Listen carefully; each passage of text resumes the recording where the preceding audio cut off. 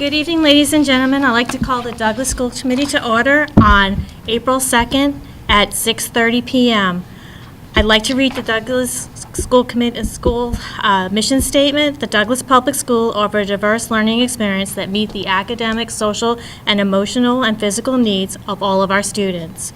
We provide a safe, supportive, and challenging learning environment in which students may achieve academic success and personal growth.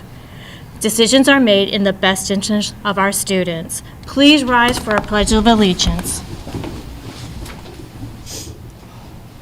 I pledge allegiance to the flag of the United States of America and to the republic for which it stands, one nation, under God, indivisible, with liberty and justice for all. Thank you so much. May I please have our student representatives come forward, Maya Darling and Sarah Lemire.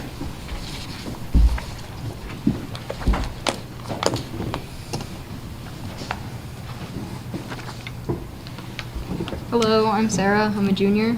And I'm me, and I'm a junior. Thank you so much for coming in. Thank you for having us.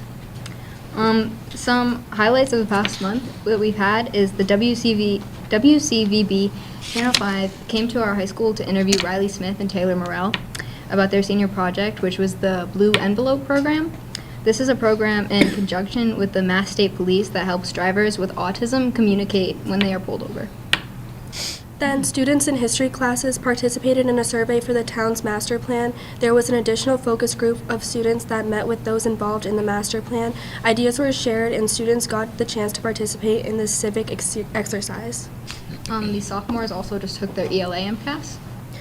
And we held our 8th grade step-up day. Students were able to see some project lead the way classes, robotics class, baking classes, and other classes. Peer leaders such as us, we got to tour them around the building, answer questions, interact with them, and provide them with a taste of DHS. The baking class just held their seasonal cupcake wars where students team bake and decorate cupcakes and send them to a panel of faculty and staff judges to see who is crowning the winner. And baseball, softball, and track have had their first competitions. We look forward to a successful spring season. We have some interesting upcoming events. Our final MyCap session will be on April 15th, where juniors and seniors are meeting with people from Blackstone Valley Hub and Mass Hire to focus on important skills, including emotional intelligence, adaptability, time management, leadership, and decision-making from an employable standpoint.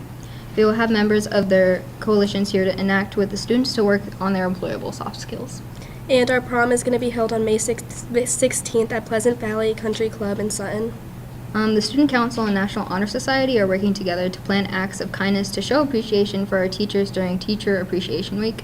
The Student Council will also be assisting with STARS Prom on May 1st. And then peer leaders are assisting with the Special Olympics on May 19th. Awesome. Thank you so much for coming in. Thank you. Any questions for them? No, you guys have been busy. A busy time of year, isn't it? You looking forward to prom? Yeah. So have Just got my fun. dress fitting today. What color? Or do you not want to share your color? Oh. It's a secret. See? I know. Well, have a wonderful time. We look forward to hearing from you again.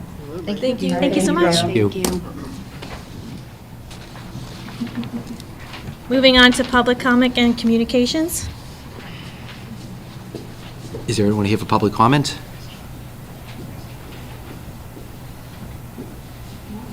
Seeing that there is none. Turn it over for old business. No old business? Turning over to new business. There isn't any new business yet.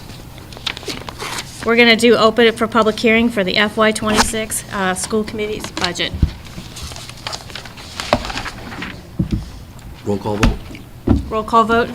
Beth Bergstrom here. Teresa Brooks present. Meg Rodzen present. Julia Lagerholm present. Heather Moore present. All right, so welcome everyone to our public hearing for our proposed budget. In my 5 years here, this has probably been the most challenging budget cycle season that we've had. Every season is different. Every season tells its own story. Every season has its own narrative. And this has been a difficult and challenging one. It's one that the principals and everyone started in October, and this is the culmination of about 6 months worth of work to get to this point. There are things in this budget that we're proud of. We are happy that we've seen a lot of towns last year that eliminated staff and this year are going for an override. We did not have to eliminate staff last year, and we're not going for an override this year. We've added JV volleyball to the budget, which was a great thing for our students. We've been able to keep textbooks in the budget. We've been able to keep computers and technology in the budget. There's still a lot of things in here that are really good for kids and really good for teachers in moving the district forward. Unfortunately, this is the first time in many years that we're going to have to eliminate and reduce positions in order to come down to our appropriation. And that's never an easy thing. Whenever you're removing opportunities for students and whenever you have to have that conversation with a staff member, it's not good. So that's what made this budget season really difficult, and we'll dive into that. As we start off, as the chair read earlier, our mission statement, and again, as we did this, we really took to heart making decisions in the best interest of students, making sure that every decision we made went back to students, and you'll see that as we go through this presentation. The blueprint has always been there, and our focus is always academic excellence. We want kids to achieve at a high level. Building those community partnerships, the well-being of all, local and global citizenship, and that growth mindset. Those are improvement priority areas and what we build the budget on. As I said earlier, as I said in previous meetings, our goal is to provide a real needs budget for FY26. Again, there are things that we've had to eliminate because of some staff reductions, but there are also things that we've been able to keep in the budget and things we've had to move the district forward. We're excited about Project Lead the Way at the high school and the ability to keep that moving forward. We're in our second year of having a second adjustment counselor and all the work that they've done at the middle school. Our STEM teachers entering their second year of next year at the primary and the elementary, and that's been a big plus. Being able to provide resources to teachers for inside the classrooms, textbooks that teachers have asked for. So we've really tried to build that real needs budget so our students and our staff have what they need. Before I dive into our budget, just want to go over some local and statewide trends that we're seeing here in Douglas, but also mirror exactly what's happening in other opportunities. And these are the trends that are putting significant pressure points on local communities across the Commonwealth. So the first is the tax base and ESSER. As I said, what we're experiencing here in Douglas is a statewide trend, and it's a combination of that perfect storm. And this is not a one-year issue. We talked about it at the last meeting. We saw it last night. At any one point, there can be federal cuts coming to schools. There was over $100 million cut locally across Massachusetts yesterday that schools had to implement. Springfield, $47 million. Other school districts, $2 million, $3 million, $20 million. So when we built the budget, we had to make sure that if anything happened, that we still had money in our school choice to take into account if cuts came down the line. State funding has increased very insignificantly over the past few years, but it's not keeping up with the offset of our expenses. Local communities like Douglas, small ones, that without a sizable commercial sector have to rely on our residential taxes, and we can't increase that by more than 2.5%. We're proposing a 4% budget increase from 25 to 26. And these shortfalls are compounded with ESSER funds. A lot of school districts, we saw, use ESSER money for their operating. And then when the ESSER money dried up, they had to make those cuts. We were smart and we used ESSER funds mostly for supplies and materials and not our teaching staff. Chapter 70 is the largest source of state funding for schools, and it's not increased in the rate that keeps up with inflation. The costs of school districts continue to soar at a rate that state funding does not offset, and not only do our operational costs continue to rise, our unfunded mandates continue to take off. So that's the second piece of what's going on. Special education, it's the second biggest part of our budget. Again, tuition, the schools approved by the Operational Service Division have increased dramatically over the past 2 years. In FY '24, there was a 14% increase. In FY '25, there was a 4.7% increase. In previous years, we were hovering around the 2.5 increase. Next year, it's projected to increase at another 3.7. And as I was talking to Ms. Keegan today, you see, well, 3.7 isn't that much more than 2.5, but that 3.7 is based off of the 4.7 in '25 and the 14% in '24. And again, circuit breaker is only partially reimbursing us for these costs. And lastly, transportation. There is no single approved vendor that provides transportation for our special education students. Therefore, rates vary significantly across the Commonwealth. Last fall, special education transportation receipts were significantly higher than the state anticipated. So instead of funding us at the 75% that's called for in the law, we were only able to receive a 44% reimbursement. So those are some of the major pressure points on budgets, and again, not just here in Douglas, but across the Commonwealth, and something that's not going away this summer or next year or the year after that. This is going to be here for a while. When I presented on the 19th, we were about $1 million short of closing the gap, and we said we were going to look at 3 things to close that gap. One was additional line item reductions. Secondly was revolving accounts, and third was the reduction of staff. And what you have here is a high-level overview, then we'll dive into some details of what we did. So Ms. Keegan, along with principals and directors, did additional line item reductions of about $35,000. We did reductions to staff costs, anticipated COLAs, longevity, things that we had built in for next year at $116,000. And then staff reductions across multiple units were $524,000. So our total additional budget reductions came to $676,628. We also used additional funding from revolving accounts.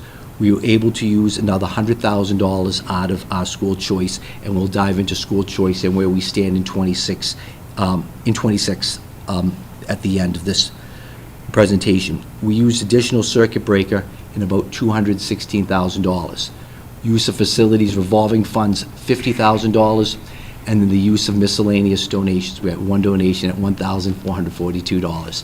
For total additional use of revolving funds of $368,000 and $368,436. You take those two numbers together, and that comes to that hair under $1 million that we were at on 3/19. So the last thing we did in order to close that gap, and really what I want to spend some time talking about, are the staff reductions, how many we did, and the overall impact to our students and the school district. In total, last week we presented 2 reductions. We presented the custodian, and we presented the athletic trainer. Today we're presenting 14 additional reductions, 11 paraprofessionals and Yeah, but those were 2 new positions that we could not find fill. for either one, Yep. just to be clear on that. 11 paraprofessionals and ABAs, and then 3 members of the Teachers Association. We'll start with the paras. In terms of the paras, I want to be clear, no one who is currently employed with the Douglas Public Schools is losing their job. Everyone who is currently employed and in good standing has a position for next year. These are positions these are positions that are currently unfilled or are not needed for next year. So everyone who's currently employed with the Douglas Public Schools, who's a paraprofessional or ABA, will be employed next year. So the process that we undertook, probably starting in December with the principals and Dr. Rosenthal and his staff, is we started at each of our schools and we looked at what our current staffing is and what we need for staffing for next year and also the year after. We didn't want to cut ourselves short for 26 and have to add the staff for 27. So at the primary school, there are no reductions. We're going to continue to have our paraprofessionals and ABAs in the preschool. We're going to continue to have our paraprofessionals in kindergarten. We're going to continue to have a paraprofessional inclusion in K and 1. We're going to continue with our Title I paras and our sub-separate programs, and our students who need one-to-ones have program paras and one-to-one. So there aren't any reductions at the primary school. In the elementary school, we are proposing 4 paraprofessionals. 2 of the paraprofessionals are remediation paras. These were paraprofessionals that we brought in through ESSER funds with the grant in order to help mitigate the COVID loss gap. The funding ran out 2 years ago. We were able to fund it this year in the budget. We're not going to be able to fund it next year in the budget. What Ken has done, and Bob's done the same thing, is they've created what's called a WIN block. They have a WIN block this year at the elementary school. It meets every day between 20 and 40 minutes where kids are receiving those remediation services.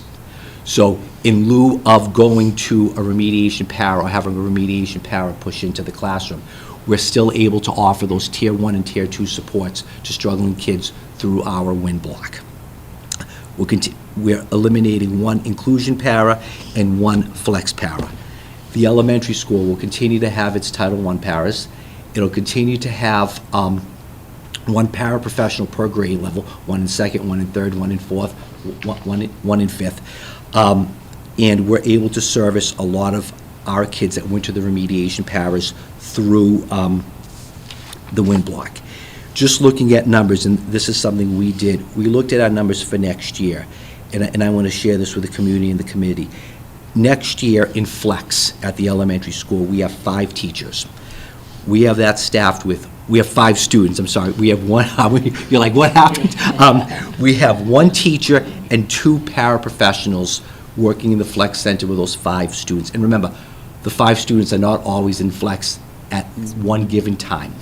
Our STARS students, we have 6 students in the STARS program.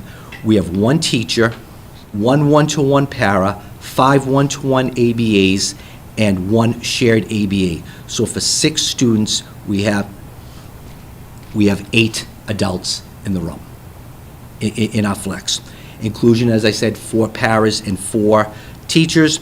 And then for our academic center, we're looking at between 5 and 6 kids, and we're looking at 1 teacher and 1 para to support students. Again, we won't always have 6 kids in the room. Sometimes it might be 1, sometimes it might be 2, sometimes we might be 3. But we wanted to make sure that our sub-separate programs were adequately staffed to meet the needs of students and to help support teachers in the work they're doing. At the middle school, we're proposing 4 reductions. Again, the remediation paraprofessional, as I said, for the elementary school, that was funded through COVID. Mr. O'Brien and his staff have put together a WIN block for next year, about 25 minutes. Still working out whether it's going to meet every other day, 3 times a week, every day in the cycle. But students will receive those Tier 1 and those Tier 2 interventions through the WIN block. In terms of the paraprofessionals and the ABAs, we have 2 one-to-one positions that were unfilled this year and not needed as a result of schedule changes that occurred and students moving to the high school. And then we have 2 flex positions that are not needed as a result of service delivery grids changing. In terms of staffing for next year, the middle school flex has 9 students. With those 9 students, we have 1 teacher, 1 shared para, 1 one-to-one para, and 3 ABAs. So 6 adults for 9 students. For STARS, we have 4 total students, and we have 1 teacher, 1 ABA, and 1 shared para. And in our academic center, we have 7 students fluctuating in and out, and we have 1 teacher associated with that. So again, we wanted to make sure that our paras and our programs were adequately staffed. And then finally, at the high school, we're looking at the elimination of 1 para and 1 ABA. These 2 positions are currently unfilled and not needed to meet service delivery grids in FY26. And again, we looked at the same thing. Our flex at the high school, which students are typically out, is 1 teacher and 1 para. We have 4 students in STARS right now with 2 teachers and 4 ABAs. We're going to potentially making some changes there and looking at those numbers. And then our academic center has 4 students with 1 teacher. So again, when we looked at the high school, we wanted to make certain that those programs were appropriately staffed to meet the needs of students and to help support teachers in delivering instruction for kids. I'll hit pause right now to answer any questions about paras or ABAs, and if I can't answer them, we have Dr. Rosenthal and the principals here. I do, but I can wait. You wanna- Go ahead, you go I just first. have a really simple one. Okay, Really 2 questions, but simple. 2 parts. All the one-to-ones are still staffed, they are not included in anything we're talking about. Like if a child needs a one-to-one. If a child needs a one-to-one, they We're good. have a one-to-one. Okay. And then secondarily, I know you kind of said it, but like there was consideration taken into like who's moving from elementary to middle and then middle to high. Correct. To So- make sure the staff. is Correct, right so at that, each- that- that's one of the things that we did. We looked at our staff for this year, and then we did the bump from 1 to 2, 5 to 6, 8 to 9, Yeah. 12 to graduation. Okay. So as students who had a, you might have a 5th grader who has a one-to-one who's going up to the 6th grade, that one-to-one's either traveling with a student or staying put because there's someone at the middle school who had a one-to-one who no longer has a one-to-one, and they're doing that. And again, you try to keep one-to-ones for a period of time, but sometimes you get that comfort level, and it's nice every 3-4 years to switch up those relationships. And sometimes not. I just, because there's obviously a lot of information in here. I don't know, Dr. Rosenthal, not tonight, but like when you come up and do your next update, we said flex, we said stars and stripes, we said academic center. I feel like it would be real, this just might be my brain, but like if we can get what the program description is, the name, and then what it is, because there was 2 flexes last year in high school, plus there was the stars and stripes, and it's just wrapping up. I appreciate all that goes into this. I'm not saying I don't, but I think we throw around names, and these programs have changed and evolved because the student population has changed and evolved, but it would be really good if we could have like Happy to do so. Yep. a table with kind of the descriptions, because I think it's important when you say, so many students to one teacher and they hear flex, but people will think that's a sub-separate program, and just understanding that. Absolutely. All right. Next, we knew that we needed to make additional cuts above and beyond desk. We looked at our teaching staff. And again, this was a process that started back in late fall, early winter. I've done this every year with the principals and asked them to give me their 2 or 3 cuts if they had to make cuts in their buildings. I want to make sure that they have the time to think about it and to understand the full ramifications of what happens if these cuts happen. For the past few years, we haven't had to do it, but I always ask for them to share that information with me in late fall, early winter, so we have a complete picture of a team as to if we needed to make cuts, where we did it. When we came back from the holiday break, we knew that we weren't going to be able to get down to our appropriation, unfortunately, without making some cuts to our teacher staff.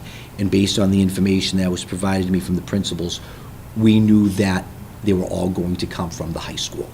And that was through a lot of discussion and looking at what had the least impact on our students. So we're proposing 3 cuts at the high school. The first is in physical education. We have a teacher who's retiring, and we are not going to fill that position for the retired teacher. Currently, we have a class size of 17 in PE. That's going to jump to 27 right now. The reason I say right now is high school schedules, unlike elementary school schedules, are driven by student requests. So elementary is easy. You have 80 kids, there are 4 teachers, 20 kids each. Some years you have 100 kids sign up for psychology, the next year you have 20. Some years you have 50 kids sign up for AP Calc, the next year you have 5. So depending on who signs up for different things, you move your staff around. We are going to move a history teacher, and they're going to pick up at least one section of PE, And the impact on the history department is, if you remember, we went from history being a 4-year graduation requirement this year to next year being a 3-year graduation requirement. So there are less kids signed up for history, therefore allowing us the flexibility to move a history teacher into teaching physical education. Aren't we doing that now in high school? Doing what now? Having a history teacher do We PE? have multiple teachers in other disciplines also picking up physical education classes. It's a model that we've had it for a while. We've had history teachers do it, we've had science teachers do it, we've had some of our tech ed teachers do it. Secondly, we're proposing going from 3 teachers in the language department to 2. We had a resignation for someone who's moving back home to outside of the state, and we're not going to refill that position. So again, for the Spanish department, no one is losing their job there, so we're going to go to 2 teachers. That would cause us to eliminate 2 electives, which currently have about 10, 12 kids in each elective. Those students would be disseminated out to other electives, and we would see an increase in class size from Spanish 1 from about 10 to 16, and in Spanish 2 from 10 to 20. And then the third position is the elimination of a science teacher. And what we would do is, it would be one of the classes we would no longer offer is AP Environmental Science. That currently has, and has been tracking at about 8 to 10 students taking that class. Students who want to take AP Environmental Science will be able to take it through virtual high school, which is something that we've done continuously through years. We would have to eliminate 2 electives, astronomy and meteorology. Those are both semester-long classes. And one class next year has 15 students signed up, the other one has 16. Those students would be spread out into other electives. And then health, which this teacher teaches, would go back to a model that we did for about 4, 5, 6 years prior to this year. Would go back to some of our art teachers and go to, we only have one art teacher, would go back to the art teacher and go back to our cooking teacher, which would see some classes in art and cooking go from about 21 to 25, which is what they've done for the past 3 or 4 years. This science teacher would be bumping into another position, so unfortunately with this cut, this elimination, one person would be losing their job, and principals had those difficult conversations on Monday with staff. Any questions about our process and these proposed reductions at the high school? So just to get this straight, based on what you've outlined here, we're losing 4 electives, right? The 2 electives up, and then astronomy and, so we're losing 4 We are losing electives. 4 electives, 2 in Spanish and then 2 in science, correct. And not to say that they couldn't be picked up if I don't know if they're offered through VHS, those specific ones, but Or just get, like, the kids have an opportunity to pick something else through VHS? or if you, and again, what Rob does too, the way the schedule's set up is kids have what they call their primary electives that they pick, and then if you can't get your primary, there are your secondary electives. So these here represent students' primary electives, but again, having built schedules for 20 years, you don't always get your first choice in electives. So we remember that from our days in high school. We remember that from courses that we took. You always want that. No one wants that Friday 8 a.m. class in college, but sometimes you get the Friday 8 a.m. class in college. So, but correct, it'd be four half-year electives.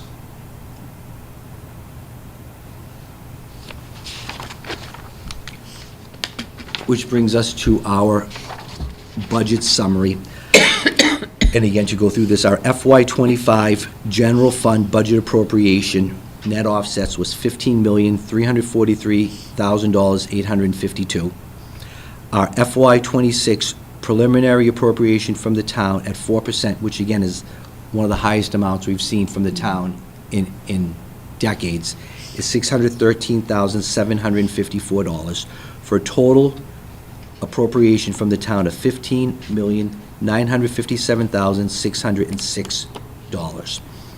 Our FY26 preliminary proposed budget is $18,653,000. $738,552 through the use of grants and revolving funds, which is higher than what we've used in previous years. We're going to offset that with $2,780,946, which brings our FY26 proposed budget to $15,957,606 for a budget delta of 0, and that percent increase over our FY25 appropriation is the 4%.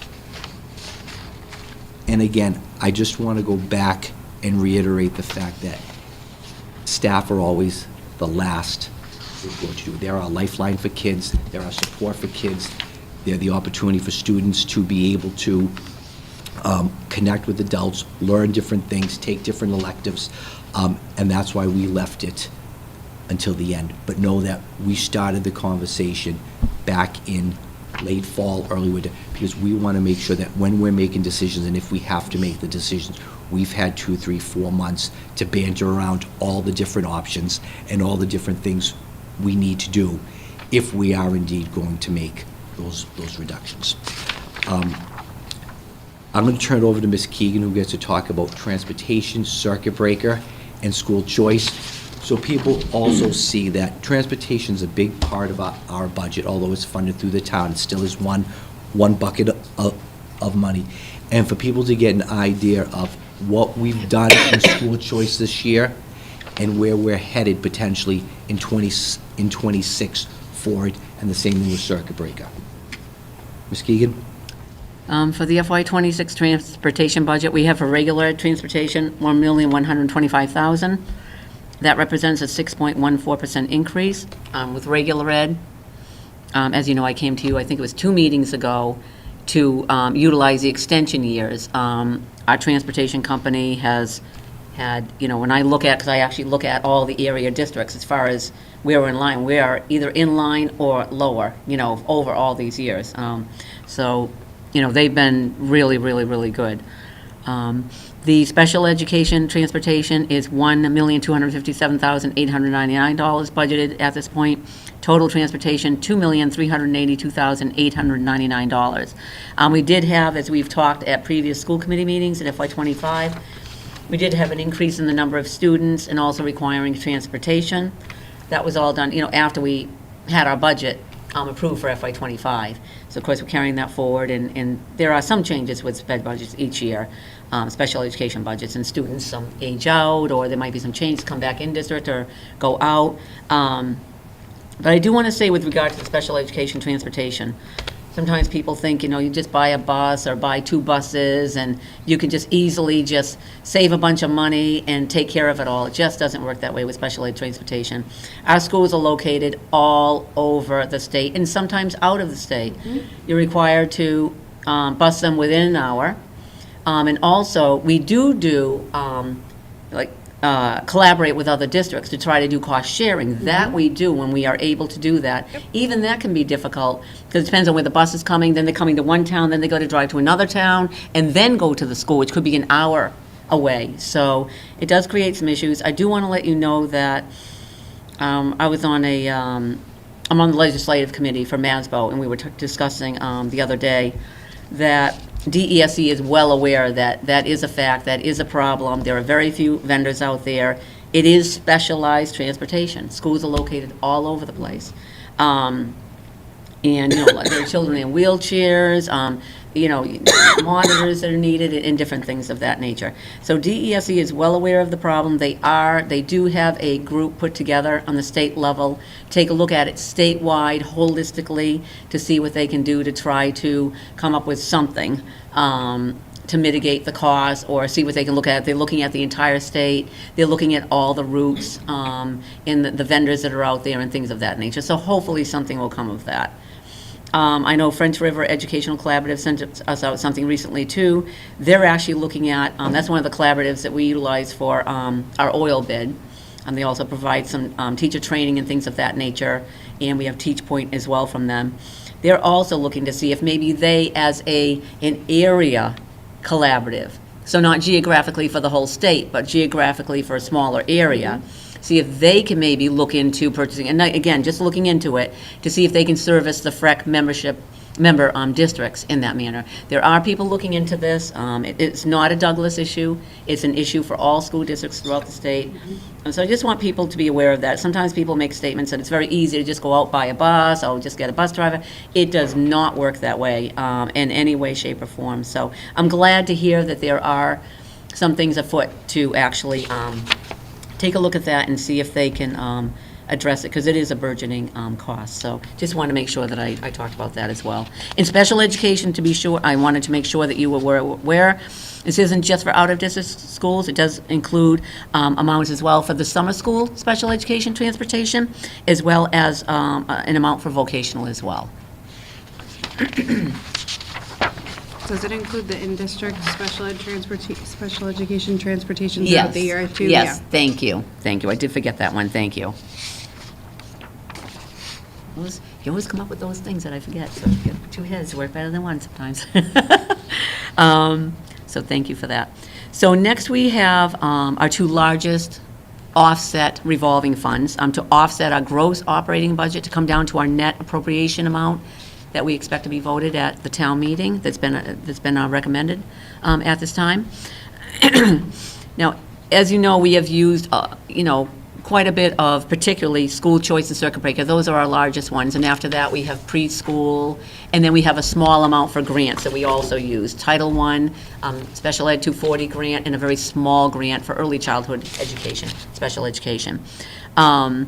This year was problematic. I know we've talked about this before, because we did have a lot more tuitions and transportation this year. The transportation is voted as a separate warrant article.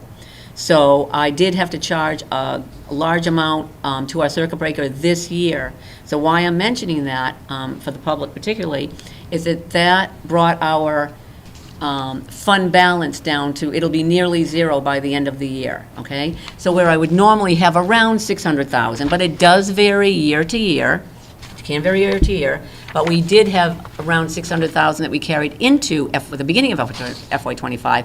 FY26 will be near zero. In school choice as well, luckily we have used a large amounts in past years, and actually more than we are using this year. But we had more revenue, and we also didn't have to utilize it as much as well. So I'm recommending 1.3 million to be used for the FY26 budget out of school choice, where it was budgeted at $1,416,628 in FY25. And as you can see from the sheet in front of you, we also had to spend some additional funds as well. And I also have an amount there that I'm projecting for, balance at the end of the year for the general fund budget. And carrying that forward, as you can see, the carry forward balance into FY26 for school choice is $1,436,986. That's my projection at this point. I don't have a crystal ball, but I do my best that I can in looking at everything at this time, knowing that we still have a few, 3 months left to the school year. In FY25, the carryover balance at the beginning of the year was $2,253,727, and that was actual. So you can see where we're starting to trend. So we were able to be prudently conservative in years past, which we were very lucky to be able to do, I feel. We have weathered an awful lot, and I'm about to, in a few minutes, talk about the bad news, but I want to talk about the good news first. You look at COVID and everything we went through with COVID. We couldn't even get the computers. We were always having to take the textbooks out of the budget. We could never bring in any new positions. We have added guidance counselors. We have added the STEM teacher for primary and elementary. We've added some other positions. We've added special education teachers for each grade. We have Chromebooks for all the students that need them. We've got iPads. On a lease. Textbook, on a lease, yeah. But still. Which is awesome. Incorporated in the budget. Which is awesome. Incorporated in the budget. We were able to maintain all of that. So that being said, I think Douglas, even though all the news isn't perfect and great news, compared to a lot of school districts, we're doing pretty darn well where we are right now. We still have maintained a lot for our students, which is what we're all here for. And yes, now I'm getting to the bad news. Yes, we are draining down more of the school choice and the circuit breaker. And you can see what I'm projecting now, but we do know that I'm being prudently conservative with these figures. We do expect it to be more, although with what's going on in the federal level, I really don't know. So I don't even know if I want to say that. But where I am right now, okay, it is being, you can see the difference. It's almost half of what we're going to end at the end of FY '26. And then for the circuit breaker, if you go to the next page, you can see there, as I already stated, that carried over at the beginning of this year, $654,333. You can see that we budgeted in FY '25, $982,000 for offsets in the budget. And you can see the extraordinary amount of additional money that I had to take out to get through FY '25. But the good news is, again, that we had the funds available to get through this year. We did not have to go back to the town. We held our own, we're paying all our bills, and we're taking care of the school's needs. So that's something to be reminded of as well. Okay, but you can see the ending balance carryover, as I've been saying for a number of months, is way down. But I do have an estimate on what we're expected to bring in for both transportation. And I did spend a lot of time, myself and Greg, going over all the students, each one. I even changed my spreadsheet for the model that I used in the past and really made it very much more detailed with, back to the way the DE. More detailed than it already was? Yeah, well, you know why? Because of the transportation change and all that.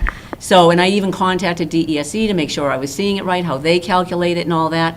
So the figures that you see here is estimating 70% reimbursement, which could be 75, and 44% reimbursement for the transportation.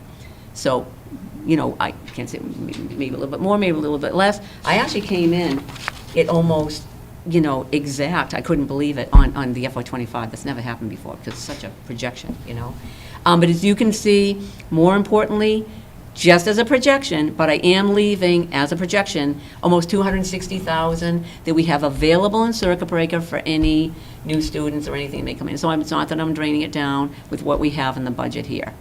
So I know there's some good and bad, but I feel on balance, I think there's a lot more good. And going forward for FY '27, we are hoping that there'll be more economic development, in the town side that can be rolled in. But I do want to say, in defense of the town side, because I did municipal finance for 15 years, it is, if I were on the town side and I was a finance director or a town manager, I would not want to. You can't pre-predict those things. You have to be very careful and look at what comes down the line at the right time, because there's moving parts and things of that nature. So I'm trying to think if there's anything else I want to say about that. And I think I said this before, I think going forward for FY '27, I think we will need to look at increasing. I know nobody wants to, think about that, but we may just kind of put it in your mind at this point, increasing some of the fees that we have as well. Because we've been holding them, for a number of years, and again, to our credit, collectively, that we're trying to do the right thing for the right reasons, for parents and for students, and it's particularly after COVID. It was so important for all of us after COVID, for the parents, the students, the parents, the students, the parents, the students. And even with regard to athletic, we wanted to keep it that way it was. We wanted more students to be able to participate. And that was very important. And again, the right thing for the right reasons coming out of what we came out of with COVID. So that's the budget that we have for this evening. I didn't know if you had any questions particularly about the revolving funds or any concerns with that. Through the chair. I just was wondering if you, and I think you're going to know where I'm going with this. It's not a new question. So if you could explain, in light of the fact that someone isn't going to be coming to Douglas School next year, who maybe was planning on it, there's going to be $500,000 left in school choice. So, and I know why, but I'm wondering if you could explain why that money's remaining there, perhaps for certain things that might go wrong. Oh my goodness, actually, that's on the lower side, but thank you. That's an excellent question. So as you can see on the spreadsheet, and I know that it's hard for people to see at home, but if you can see up there, we originally budgeted the $1,416,000. Now, when we're preparing the budget in April, I'm preparing it actually starting in February, a year and a half in advance of what's going to take place. And let me tell you, things happen every single day in a school district, and that is no exaggeration.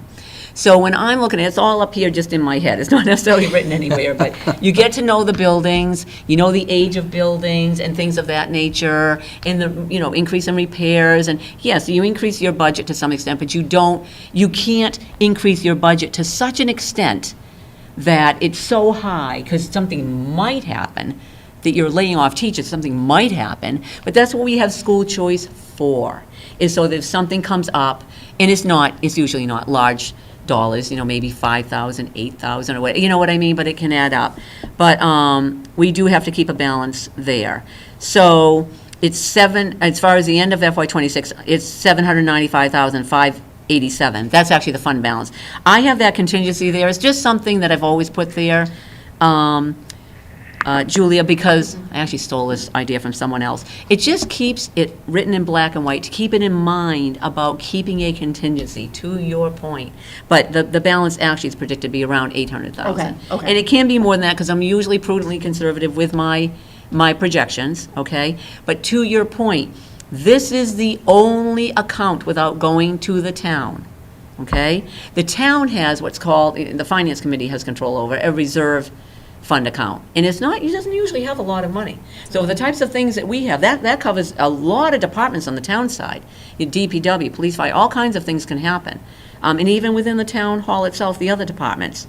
Things that happen on a school side is so large, that wouldn't come close to covering it. It's not that we couldn't go but we try to take care of our own things to the extent possible. And so many things can come up. God, I could spend probably 4 hours talking about the different things in the school district. But again, thank you for bringing that. You guys always bring up great questions and make great points. But thank you again for that, too. That's the reason we do need to have that there. It's for things that come up. We don't ever need to go back to the town, and we take care of it, to take care of our students and our needs within the district. Thank you. Anyone else? And again, this is Ms. Keegan's last budget.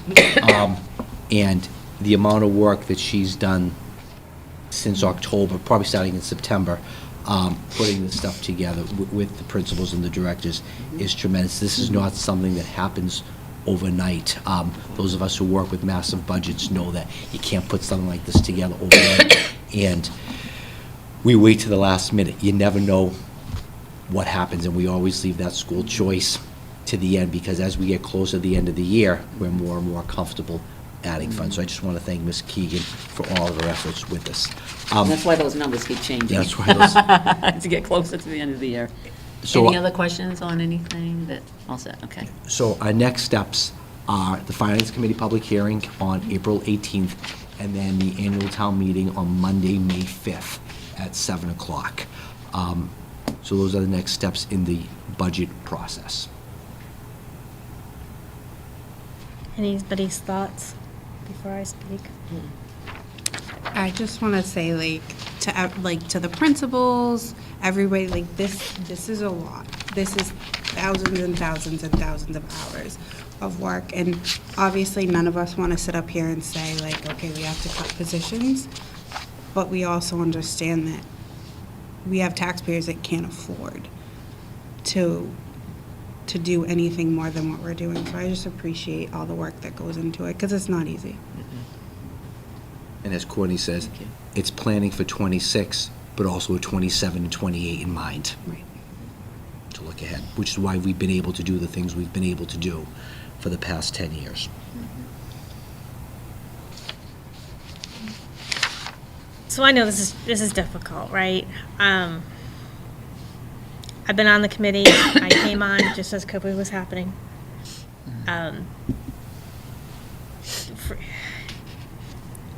It's heartbreaking anytime we have to look, because our teachers are our family, right?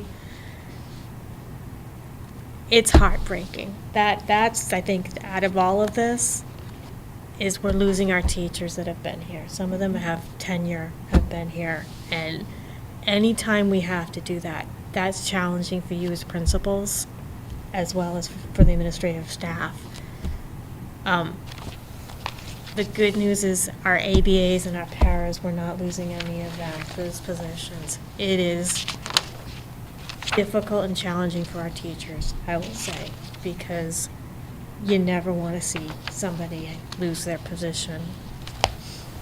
But I know that we have the full confidence, at least from me, that the principals have worked collaboratively with you all to figure out what is the best choice to make, and that decision process that you have done your due diligence for us.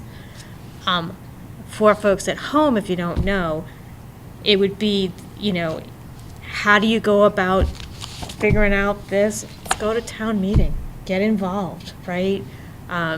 Understand the process between the school side and the town side.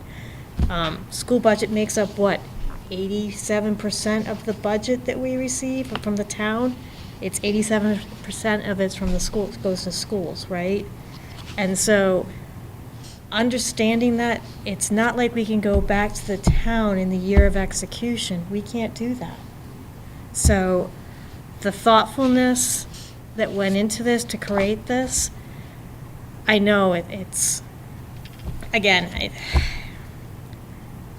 it's never a good thing to have to do this, but the thoughtfulness that is there, and we've been working our due diligence to make sure we're making the right call for the right reasons. So I appreciate that. So, thank you. Is anyone here for public comment about the school, the Budget. budget, sorry, the budget being presented? If not, I would close public Hearing. At 7:21. 7:21, public comment at 7:21. Roll call vote, please. Beth Bergstrom. Aye. I was like, present? Meg Rods and I. Julie Lagro, aye. Heather Moore and I. Thanks so much. All right, back to our regular scheduled programming. All right, thank you so much. So really happy now to have Bob Manerick, our Director of Economic Development, to ask for permission to perform well investigation on school property. Mr. Manerick's been excited to come here and talk to you about this opportunity for the town that he needs your permission on, so. Oh, you got color copies? I have some names. Thank you. Bob is always happy to come and see us. No, it's a separate. Oh, okay. Oh, it's a separate one. Okay, Sorry, thank sorry. you. Thanks, Bob. Put them together. Okay, thank you. Yes. Thank you. It's a little wet, so I'll be careful. Hot off the press. Nice and cold. Well, it's much better than the one we got, the copy. Yeah, this is. Oh, I still can't tell what I'm looking at. Wait a minute. Map. Bob's gonna walk us through it. Okay, good. Here, please. Well, good evening. Can you hear me? We sure can. Okay, I promise I won't be as long as the previous presenters. I'm here all night, Bob. Yeah. Close, but not as long. For the record, my name is Bob Manerick, Economic Development Department Director for the town of Douglas. Let me just start off by a little brief background. Is this building, this high school, is at the end of the water sewer line coming up Davis Street. The plans for the water sewer department is to extend that line, both lines, water and sewer, at least up to Legacy Circle, possibly even up to the Uxbridge line. We have a $314,000 grant right now from Site Readiness. It's part of the MassWorks program, plus a $35,000 town match, $350,000 total, to pay for the design and engineering of that sewer water line extension. Part of that grant is a well investigation in this area.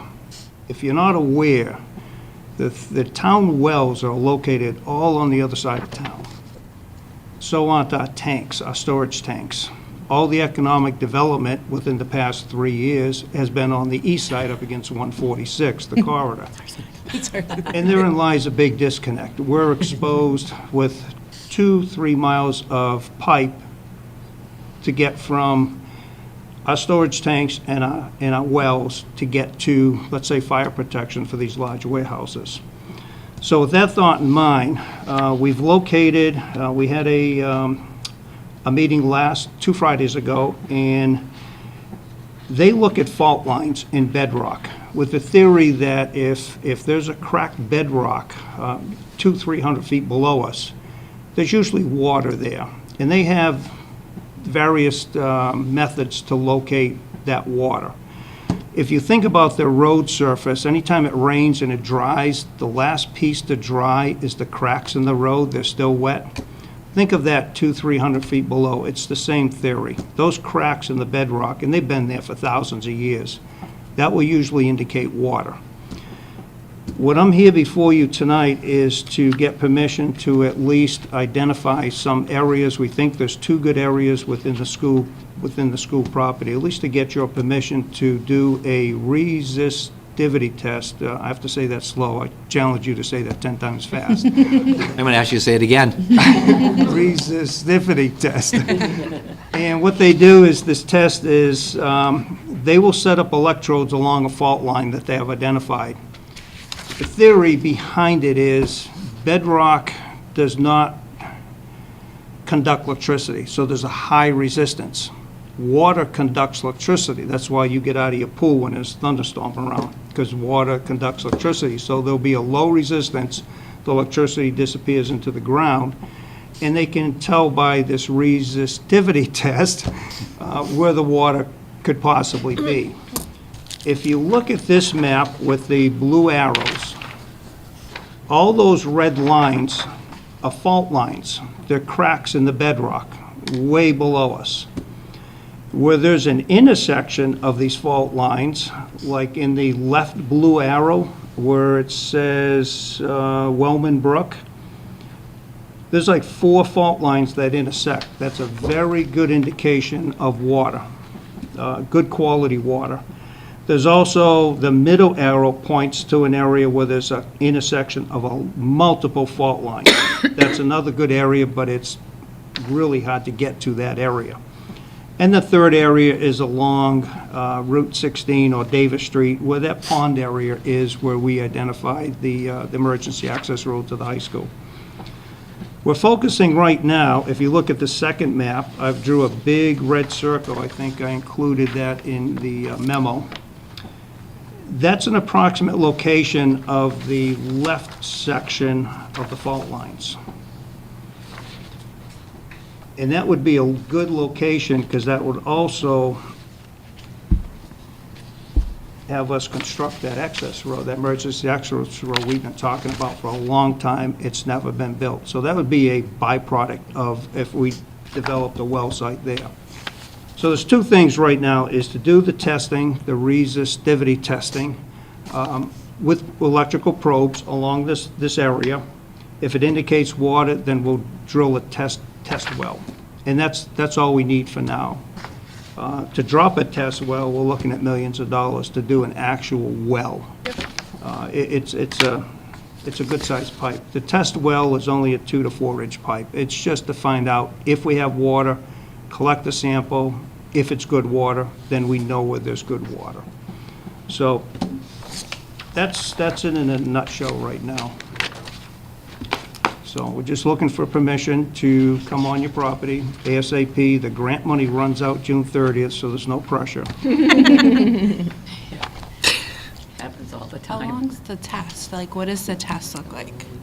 Pardon? How long's the test? What is, It's a like- 3-day, they're doing three days of testing, because it's a multiple fault lines, and they might go a couple hundred feet, 500 feet, wherever they decide there's water. You probably won't even see them. They'll come in on ATVs with the test equipment. There's no brush cutting. And who is that company is that an outside company that's going Yeah, to it's an come in? outside company. Stantec Engineering, who we work with throughout the town for all our water sewer projects, will be monitoring this company. This Okay. company is out of, I think, Virginia. It's a very specific company. That's all they do. It's not your everyday plumber that comes in and does this stuff. As we would with anyone who comes on school site to do work, even though they're buried in the woods. They are, but Yeah, still correct. right between our school properties. Correct. Well, We would go through the process of, if the school committee approves, to meet with Bob, we meet with the company, people would have to get query checked, people would have to check into the main office. We would let people know that if you're seeing ATVs, we'd send a memo out to families, just like when we did the cameras, and we said, hey, you're gonna see trucks out front, we would send something out to families and say, over the next 3 days, we're going to be conducting, I'm not gonna say the word, because I already forgot. Testing for 3 days. You may see activity in the woods coming from these different areas, so families are aware of it. This is my cue to Bob and Eric to write that email for us if the school committee approves it, so we can get it out to families. But we would obviously do all that work like we do for anyone who comes on property. Take about 3 weeks to schedule the Okay. people to come on property. So if we get approval tonight, we're looking end of April, 1st of May. Okay. And we'll let our resource officers correct, know that, yeah. okay. Any other questions? This sounds awesome. Yep. I think this is a great opportunity for the town of Douglas and for the future. So I think especially where everything's being built on that side, who knows, maybe this would encourage future companies to, It will increase future economic development. Yeah. The reason for the line extension is to spur development on the southern end of Davis Street towards the Uxbridge line. There's 200 acres of industrial zone land available, but every time a company calls, do you have water sewer there? I have to respond, no. right? So I think this is awesome. Yeah, because it doesn't impact, like, developing over there, that doesn't impact where people, most of the town lives. Right. Exactly, exactly. I think this is a win, right? You know, so we have to do a roll call vote, or do we have to just do So it? a roll call vote for the record would be nice to have. And if you just read the language without saying the testing of approving Resistivity. permission That's to an easy one. perform well investigation work I'd on be school looking property. for a motion. I think you gotta see the language. Beth moves, need a second? Second. Second by Meg. All those in favor, roll call vote, please. Beth Bergstrom, aye. Teresa Brooks, aye. Meg Rotzen, aye. Julia Lagerholm, aye. Heather Moore and I. Thank you so much, Bob, for coming in Thank this you. evening. Thank you, Bob. That See, easy. that's how it's done quickly. Take note of that. I'll take note of that. This next part's The color about, copies. this next part's about They a help minute. us. Thank you so much, Bob, for coming in. And again, the great part of this, in addition to helping the town out, which is unbelievable, the added security of now having that access road. Yes, Yeah, that's. to connect, which is, Bob quickly alluded to that, but for the committee and people who might be watching, the ability to have access from police and fire to quickly cut through to our campus is awesome. There won't be public access. No. emergency equipment only. It's an emergency access road. Yeah. Thank you. Thank you so much. Just quickly, because Bob's prompted me, at the last meeting, we talked about our STAR testing. We talked about when we did the testing in January, and the principals came and said that they saw a lot of the reason for that was attendance-driven. So I went back that Thursday, I asked Lauren Tibbetts to put together an attendance report by month, by grade, by school. And if you look at November, December, and January, you can see we had pretty decent attendance in September and October.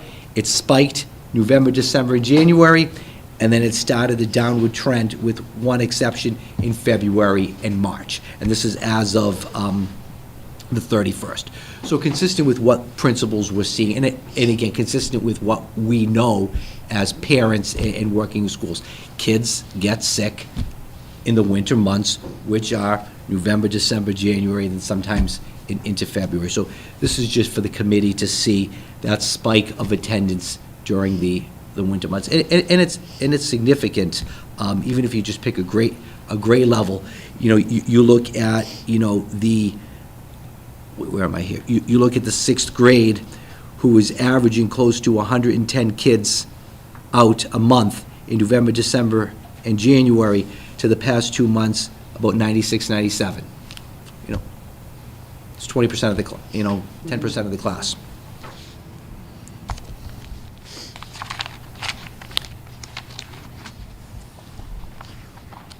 Yeah, some of it you can figure out. You can figure out, Yeah. like, what's going on. I mean, there was a bug or something running at the primary school, right? So, Consistent across the buildings, too.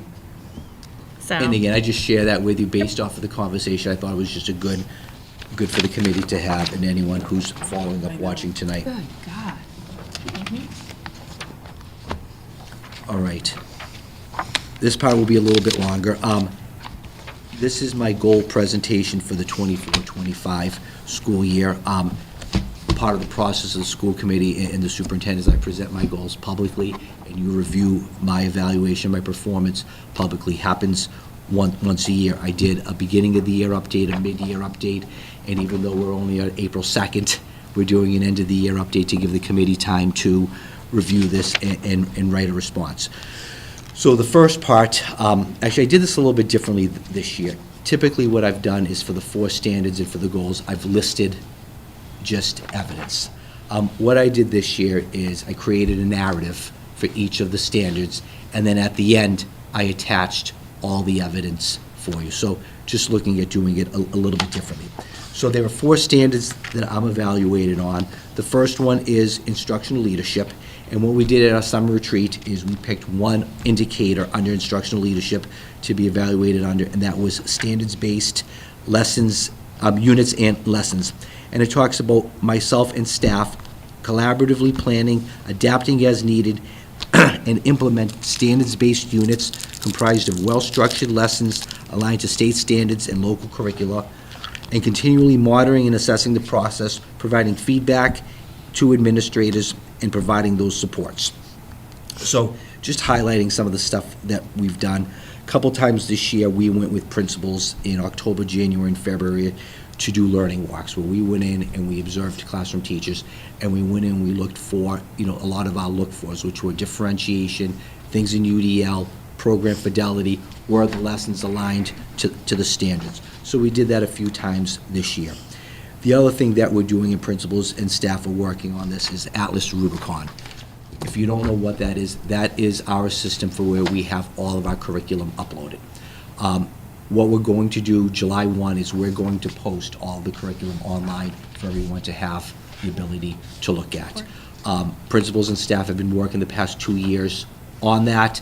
We meet every 2 weeks, and I remind them, July 1 it's going live, July 1 it's going live, July 1 it's going live, but July 1, maybe 4th or 5th, it's going to go live, where we're going to be posting our curriculum through Atlas Rubicon for parents to be able to see what's being taught inside classrooms. So that's happening. Principals will work on that, but I want people to see what we do. We've done a lot of work with staff around Panorama and STAR data, using that STAR data to adapt our instruction to meet the needs of kids. We spend a lot of time with ISSPs, individual student success plans, and what can we do with the curriculum to help kids achieve at a higher level. We've spent a lot of time with professional development around MTSS, multi-tiered systems of student supports, and UDL, Universal Design for Learning, in August, in October, and January throughout the year to better meet the needs of students.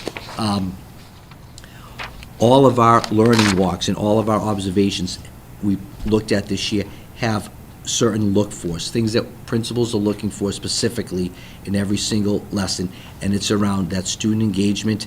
Are we doing multiple means of presenting information to students? Are we providing students multiple means and choices inside classes that are all aligned to best teaching practices, that are aligned to the curriculum that we have? And we've done some great PD this year. We had Leslie University come in. Principals have done a lot of work with AI on Magic School. We had Day of AI out of MIT do a quick presentation for us early this week. We've done stuff with Authors Week. So we've done a lot of PD for staff around curriculum, which is great. The second standard is management and operations, and that focuses in on social and emotional well-being. And again, we're looking to cultivate a district commitment to developing social and emotional competencies in all students.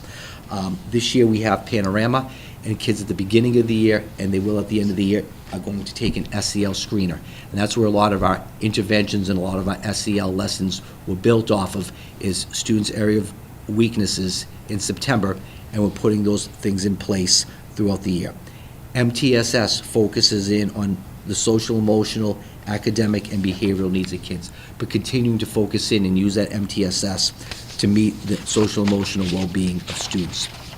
We had all of our counselors this year attend MARC anti-bullying training. It was a train-the-trainer process to be able to help teachers identify signs of passive and active bullying in classroom. At our January PD, we had Jess Minahan provide professional development for students, for staff around anxiety and identifying anxiety. You've heard Mr. Haynes talking about the tiger traits inside the school, and last week we had Bob and Rob talk about that hospital-to-school transition program, which we put in place to meet the social emotional needs of our students. Third standard is family and community engagement, and we talked about cultural proficiency, and that's supporting and empowering administrators to engage in regular two-way culturally responsive communication with families about student learning and performance. So again, we've continued to provide tools and work with staff with tools, training, and supports to establish those ongoing dialogue with families. Power School has been a nice tool for families, a lot different than iPass, to allow for engagement and allow for parents to know what's going on. Dom, our tech director, has done a great job with our new website. We're switching over to Apogee in July 1, and that website's going to be a lot more interactive, a lot more user-friendly. It's really hard to find stuff on this platform, but we're excited about that. We got some great communication from the Family Communication Survey. Principals have put some stuff in place already and are working on it, but just even the fact that people want that text message, which we never thought of before, is great that we had it. The ability to have Panorama, and those, as a refresher, Panorama takes all of our data from Power School, from MCAS, from STAR, and puts it in one location. So when someone's calling home, our teacher's calling home, a counselor's calling home, they have the ability to access and see the complete profile of a child, to be able to talk to the family. So you're not toggling between 4, 5, 6 different screens. You have everything there for families. And ultimately, really what we're trying to do is create a culture where families feel heard and empowered as active members of their children's education. We saw that during COVID. One of the good things that came out of COVID is that when parents are engaged, kids succeed at a higher level. We want to continue to do that. And the fourth standard is professional culture, continuous learning, models for administrators how to be continually reflective about their practice, fosters curiosity and a growth mindset, empowers administrators to use data, research, and best practices to adapt practice to achieve improved results. We've already seen a lot of that in the first three standards. We meet twice a month with principals. We meet twice a month as a leadership team, and we're just always talking. Ken pops into my office all the time. Cindy calls me all the time. Bob says, do you have a quick minute? Rob called me today on the phone. We're always looking to see what we can do to improve what's happening inside classrooms. We're all the first to admit when we make a mistake. We know we made a mistake, and we try to fix it, being that reflective practitioner. Again, really happy about the professional development we've been able to put in place for staff this year. The principals have done a wonderful job doing things for our staff, even just small little things. We noticed and we identified through the principals that staff was struggling with differentiation. It sounds like it's easy, but it's not. Differentiation and doing small group instruction. So we went out and we contracted with Erin Moore, and she came in and she did 4 days of PD with staff around differentiation and small group instruction. We did 2 days at the elementary school, and we did 2 days at the middle school of professional development in December, January, and February. Bob was able to connect with 2 local school districts, which he's gone out and visit to get some ideas as to how other middle schools are doing small group instruction and differentiation, and bring those ideas back to staff and push those out. So again, always looking for how we can improve with staff. Those are the 4 standards. I did have learning goals, and going over those. The first learning goal was by June 2025, and although it's April, we'll have an average student growth percentage of 35 to 65 as defined in STAR and ELA. 35 to 65 is considered your typical growth. In front of you, you have a chart that shows where we were as of January 2025. Collectively in ELA, we were at 52, basically a hair above the middle of that typical growth. And in math, we were at 53, again, a hair above typical growth in the middle. I'm excited to see what happened between January and May when we do that assessment. We'll present that, but this is on track to meet the goal that we established this summer. The second goal was a minimum of 4 times a year to write the ISSPs. We did them in September, we did them in January, we're wrapping up March, and then we are going to do them again in May. And again, what this is having conversations and creating plans to help kids. We use the example of, little Johnny has a D. What do you need to do to get him to a C? Courtney has a B. What do you need to do to get her to an A? And it could change from week to week. It could change from day to day. But what are we doing to get kids to the next level? And it's being that reflective practitioner. If you look at the teacher rubric, if you ever need to fall asleep quickly and you want to read it, it's about a 10, 15-page document, right, Teresa? And a lot of what it talks about is taking the data from Monday and using that to change your instruction for Tuesday. And a lot of what it talks about is collaborating with staff around best practices for how to move the needle for kids. And that's really what these ISSPs are about, is getting teachers together to talk about kids, to talk about teaching and learning, to talk about how we can move the needle forward. And again, a lot of things have happened.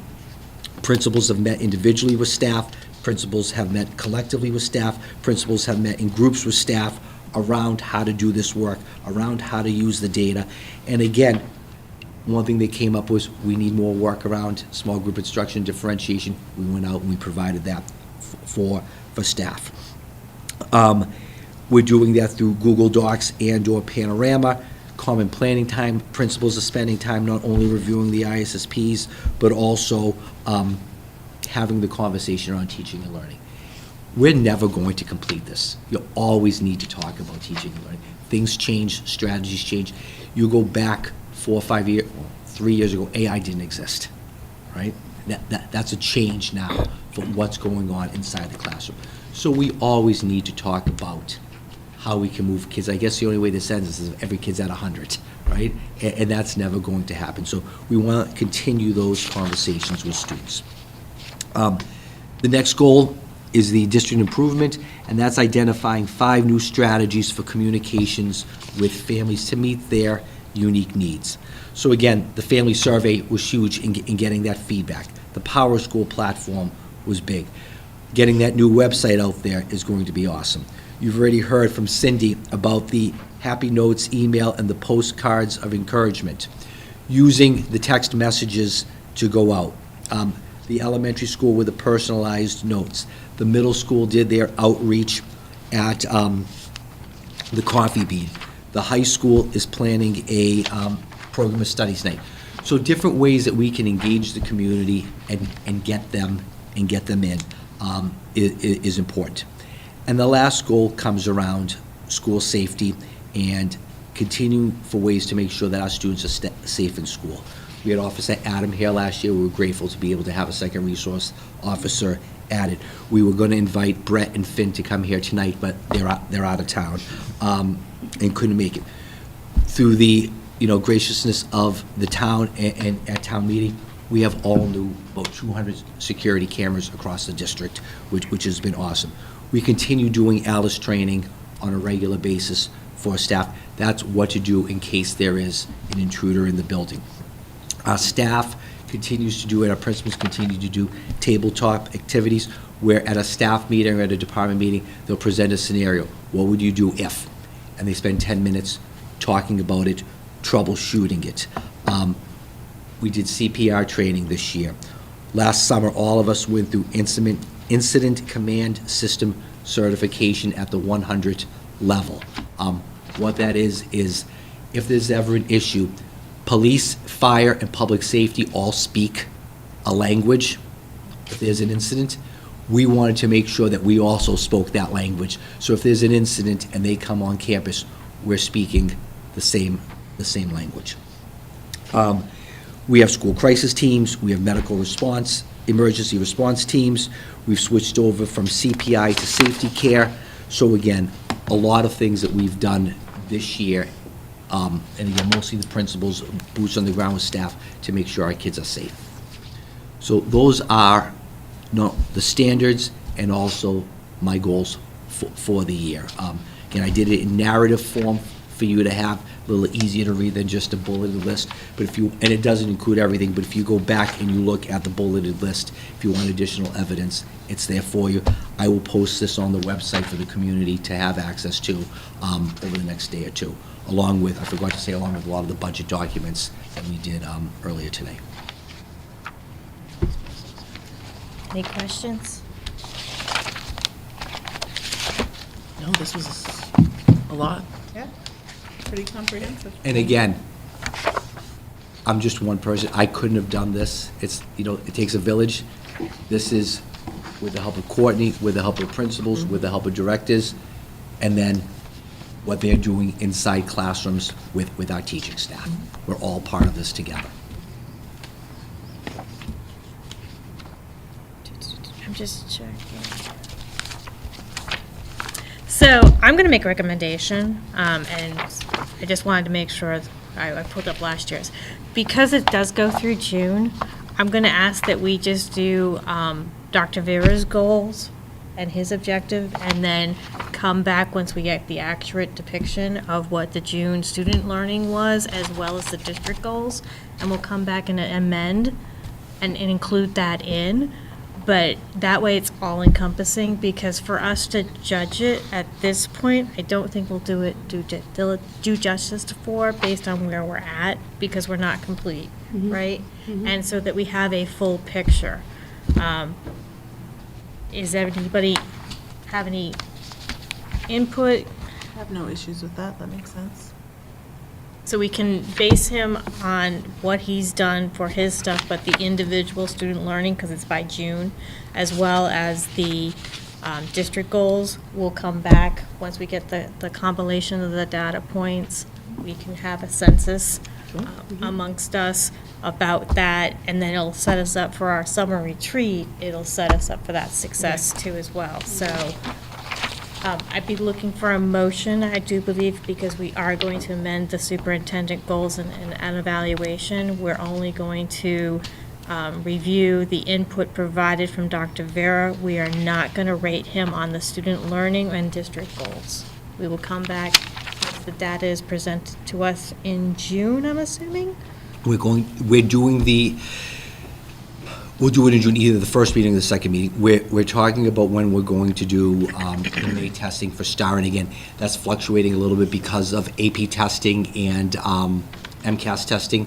So we're doing it in May. Cindy's actually pushing it to the beginning. Some are doing it in the middle, some are doing it at the end. So if we can't do it at the first meeting in June, it would be the second meeting in June. That's fine. Yep. I just want to make sure, Yep. so I made the motion. I need someone to second it. I'll second it. Motion made by Heather, seconded by Julia. All those in favor? Aye. Anyone opposed? Anyone abstaining? Okay, so thank you. Second part of that is, I'm going to send out the draft template for the superintendent's evaluation, and I would ask, I'll set that out by this weekend, and then I would ask by April 24th, you provide me back your input. I will combine that all together, send that out to you the following week so that it's ready to go by May 7th for the school committee meeting. Anybody's got any questions on that? April 20... Fourth. Fourth. Okay. Yep. It's school break. I'll be working too. So, all right. Thank you so much, Dr. Vera, on that. And I think lastly is the second reading of ECAF security cameras in schools. And again, with all the new security cameras that we have in school, we did not have a policy. This policy came from Greg Pagnini, our school attorney, which came from the Massachusetts Association of School Committees, and this is a draft policy, and again, it's just something to have. I read it the last time. It's available to the public if they would like to take a look at it, but it just basically says that we have cameras in school. We've gone out, we purchased additional signs to put in public places throughout, that say under video surveillance, we're putting them at the entrances of the schools where people are coming in, we're putting them by the cafeteria, we're putting them by the gyms, we're putting them by the auditoriums in high-traffic areas. I just got a text today from Jeff Collette, they're coming in tomorrow, so we'll have those spread out. We have them in schools, but not visible and not in enough locations. So I just want to make sure that in high-traffic areas where people are coming in, it's clearly stated that we're doing it. You brought me back to my dancing days when my daughter danced. And you're right, there's a lot of stuff that happens in Public places. public places, so it's nice to remember that and to have that out there. For people who are coming in and again, it doesn't happen here, but just so people know, if they're coming in to watch a basketball game at the middle school and you're not from Douglas, or if you are from Douglas, that there are cameras in the gym. Did our lawyer say that was all we needed? Like if a team comes here, I think last time we talked about our district needing to potentially alert coaches or something when they came in, or is the signage enough? The signage is enough, and again, they're going into the locker rooms, into a private place Okay. to get changed. So this is our second reading. We'll have one more in May.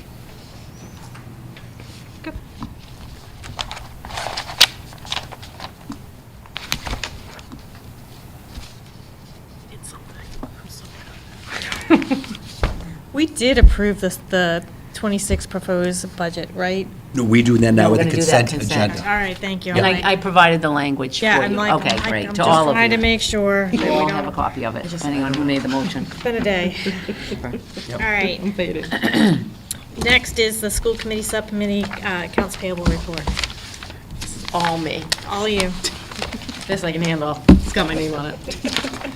So, I would like to say that I signed warrants 37 SCH 25, 37 SCH L 25, and HS 25-7, with a warrant date of March 13th, 2025. There were 21 batches, so you can imagine I was there for a while. And the grand total was $369,602.31, and everything looked great. No issues. Awesome, thank you, Julia. You're welcome. Off to the consent agenda for the FY 2026 superintendent's proposed budget.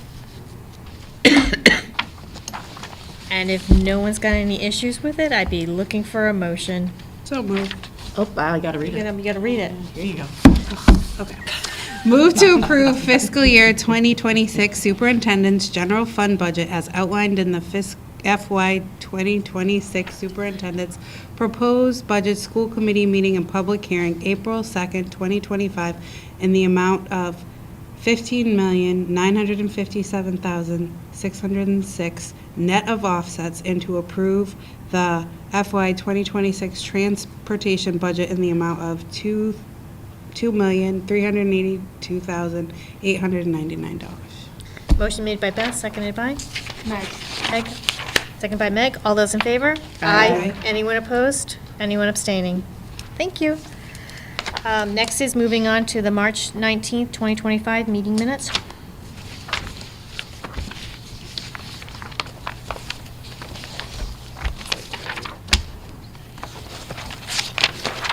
If nobody has any issue, I'd be looking for a motion. I move to approve the March 19th, 2025 school committee meeting minutes. Motion made by Teresa, seconded by? Meg. Next, second by Meg. All those in favor? Aye. Anyone opposed? Anyone abstaining? Aye. Julia is abstaining. Next, moving on to the 2025-2026 school choice participation vote, please. All right, so in front of you, every year we vote to open up and to continue with school choice. So in your package, I'll walk you through the chart in our recommendations, and we have principals here to answer questions. So if you go through this chart, you start to the left, it's the grade, kindergarten all the way down to 12th grade. We have our current school choice enrollment numbers as of April 2nd, 2025. We have our projected grade enrollment with our current school choice students. So for instance, kindergarten still to be determined, but next year, we have 89 students projected to be in grade 1, 74 students projected to be in grade 2, 79 students projected to be in grade 3. In the middle column column, you have the current grade level sections that we have. 5 in kindergarten, 4 in 1 through 7, and then 5 in grade 8. Which brings us to our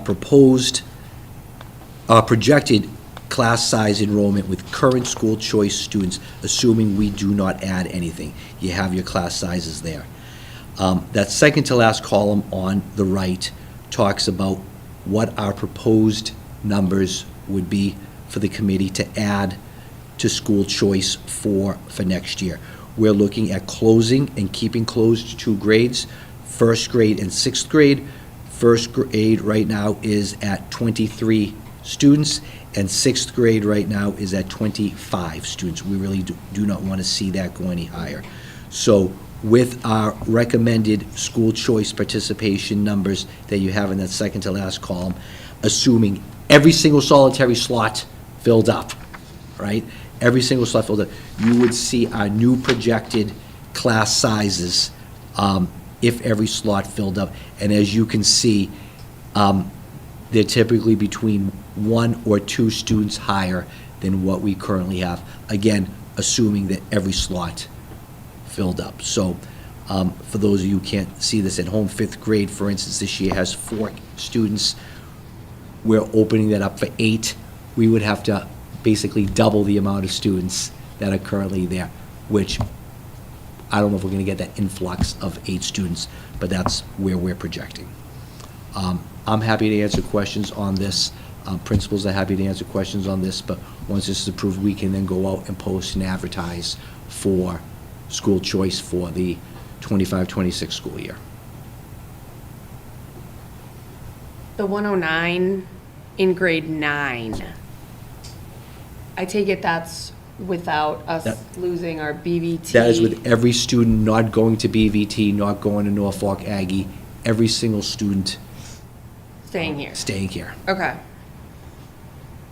Is this typically what we see at the high school level where we're recommending 30 and then this is just where we kind of have landed? That's what you currently have. Okay. Yeah. Correct. And And with, the high school is so tricky with I know. because as I said, it's student-driven, where it's pretty easy to figure out what your class sizes are in the elementary schools. But you look at English, every single student across 4 years takes English. So you can kind of have an idea of what that looks like. But within the English department, at the freshman year, you have honors and college prep. So that can fluctuate. Once you get down to junior and senior year, you have AP honors and college prep. So you have 3 different levels. So it's really tough to get that average class size. Gets a little tricky. When you get to the upper grades, we have a 3-year math. Is it 3 or 4 years for math? 4 years for math. Science and social studies is 3 years. You have some kids who love math and don't take 4 classes, but might take 6 over the course of their 4 years. You have some kids who love science who might take 5 science classes. You have some kids who may not like science, and once they finish their 3rd year, they're done, and then they're loading up on art and music classes. So it's difficult to get that average. If you were going to look at our average class size in the high school across everything and do it as simply as you would do for the elementary schools, you're probably looking at about 12, 13 kids a class. We have some 4, 5, 6, 7s. We have some 19, 20, 21s. So then I'm noticing, so we're recommending to go up here, grade 7, it looks like we're recommending to actually go down. Does that, right, am I reading this right? Because No, so we we're at 5, but we're recommending a total of 2? No, we're at 5, and those 5 will continue if they so choose to continue. We're Okay. looking at adding 2 more. Got it, okay. So if the 2 students in grade 7 applied, we would have next year a total of 7 school choice students in grade 7. Okay.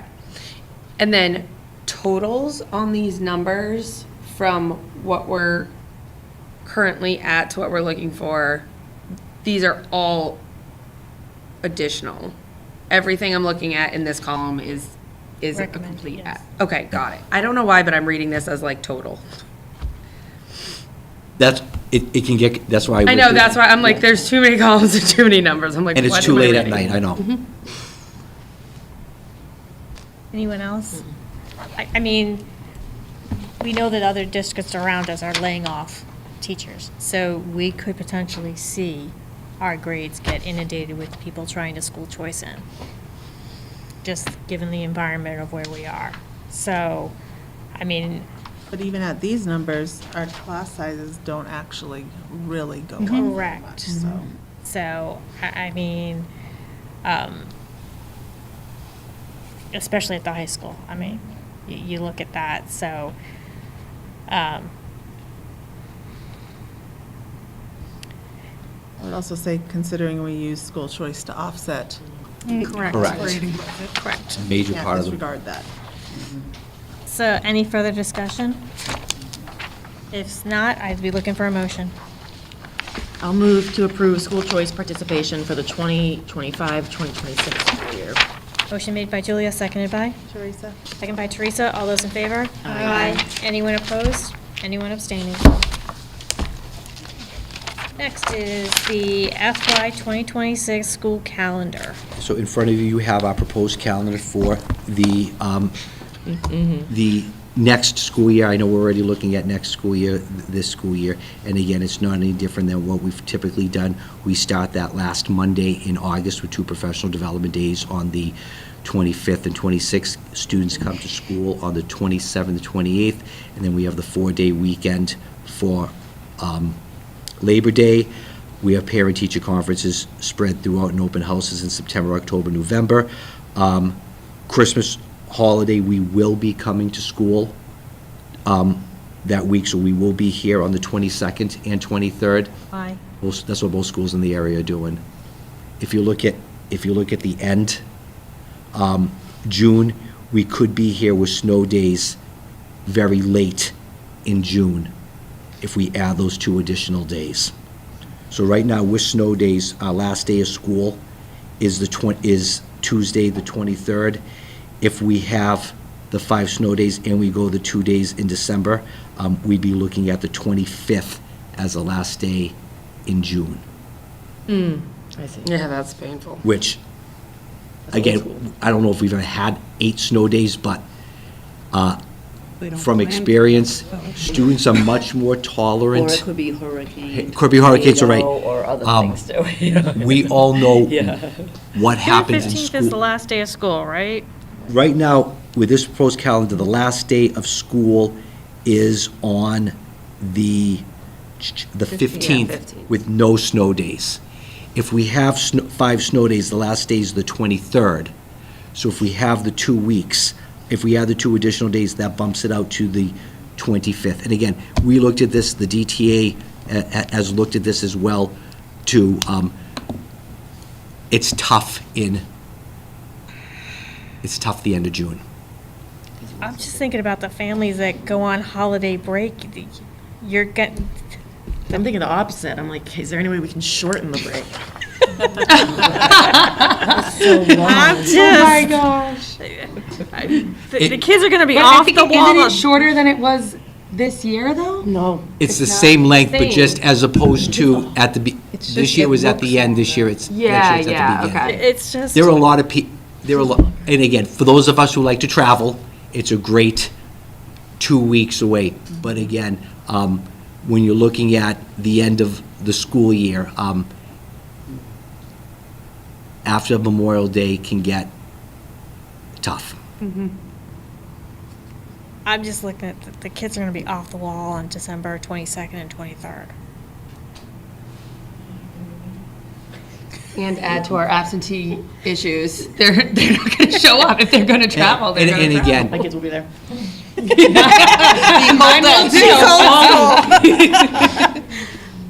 and again, Good wrapping days. Yes, solid.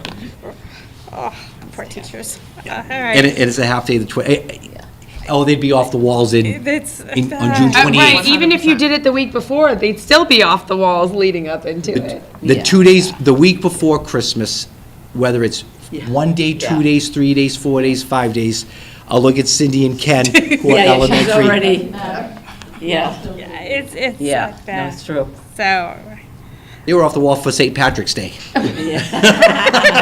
They, sure. I mean, I don't have a dog in the fight on this one, but, ew.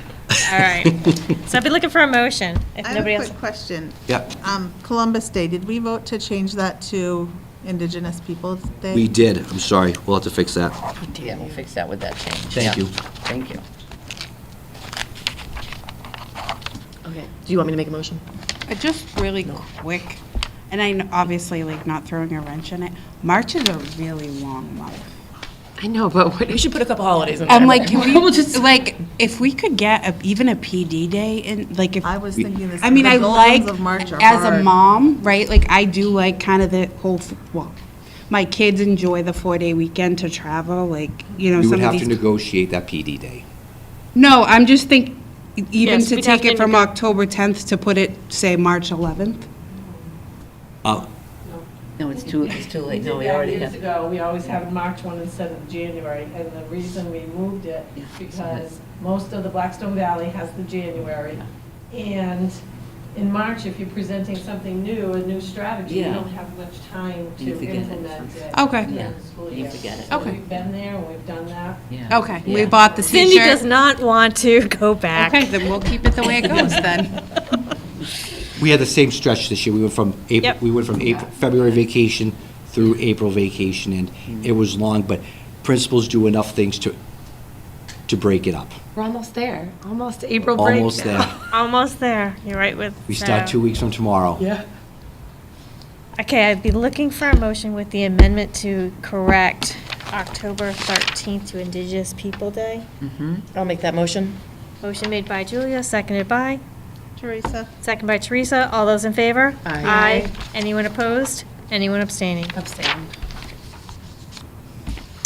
Next is the third reading and vote of IKF graduation policy and competency determination, please. So, again, third reading.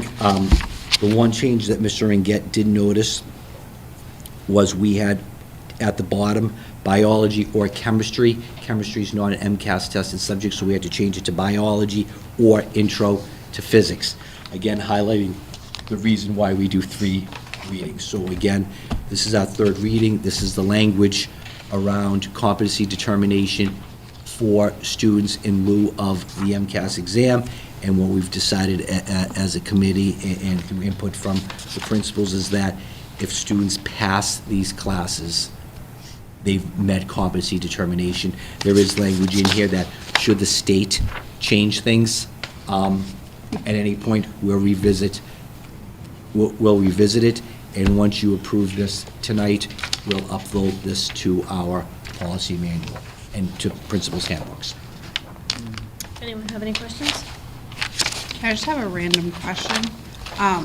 So if a student is in an out-of-district placement and they're at a, say, SWEC, the Southern Worcester County Educational Collaborative, and they're in a class, their home district's graduation requirements are theirs. So every kid in that classroom could have different ones, but they would fall under what we do. Okay.